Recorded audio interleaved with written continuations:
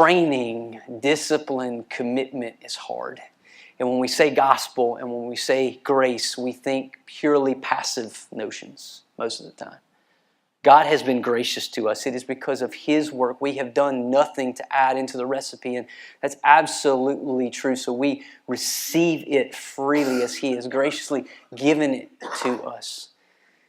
But if we think that all the gospel is the communication of relationship that God has established with His covenant people by the blood of His Son, and we receive it, but that doesn't then, by that same grace and gospel, give life out of us, cause behaviors to change, cause appetites to be different, then we misunderstand what the gospel's work really is.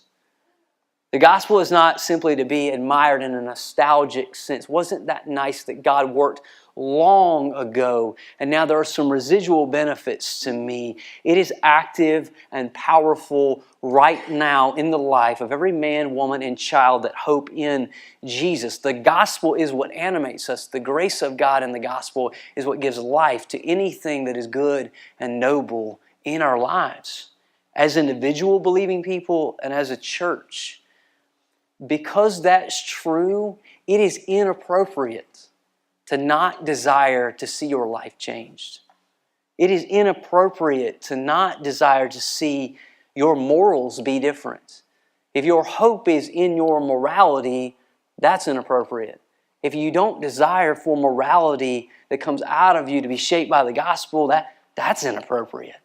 As a changed people in Crete, Paul is saying you ought to be a changed people. And that's not instantaneous. You've been sanctified by the work of Jesus. You're positionally His son or daughter if you hope in Jesus.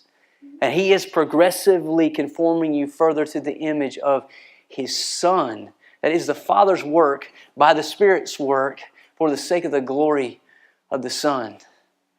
And because He's doing all of that, these aspirations are right if they're aligned with the gospel.